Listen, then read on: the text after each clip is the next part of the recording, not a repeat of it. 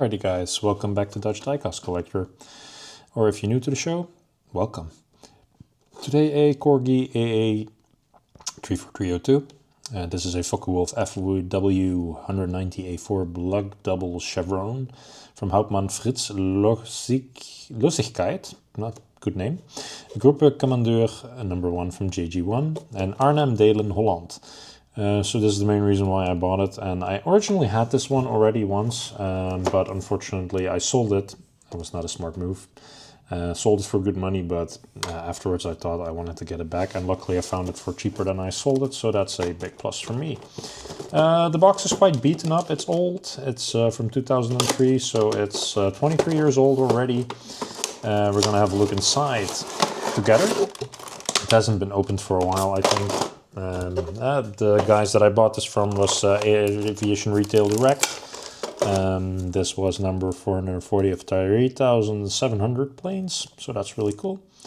Wingspan of 14.5 centimeter, so a very tiny little aircraft, but a very cool one. As I mentioned, I already owned it, so I know what it looks like. But the box is always very hard to open. Now, the stand, it's the standard plexiglass one. They're not bad, but they're also not super good. So always check if they're holding or not. The wheels themselves, very detailed. We're not going to straight away jump into the plane. But there's one weak part, that's the notch here that's glued in. So this one is going to go on its stand also, because I know that it's a weak spot with these planes. Now, the machine guns, there's of course 2, 3, don't remember the machine gun amount, but the piping here, mine was incomplete, I think, because this pipe was not on mine. The machine guns are nicely detailed. Don't know what these front ones are, but we'll look that up. The coolers, of course, and the rear wheel. The paint, nicely done. The details, the prop, the pilot inside, nice. You cannot open the canopy, but that's okay. But the paint looks really good. Nice, stunning. Of course, the swastika at the end, the age correct.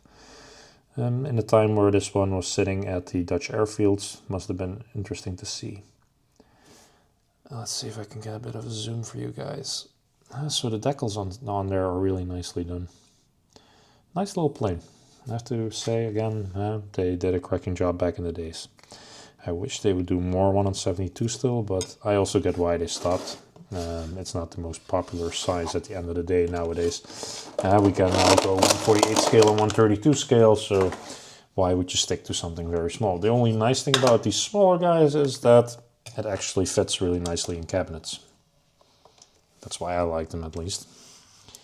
So there you have it, a Focke-Wulf finished. Really nice little model from what I remember again. I'm happy that I bought one and found one again.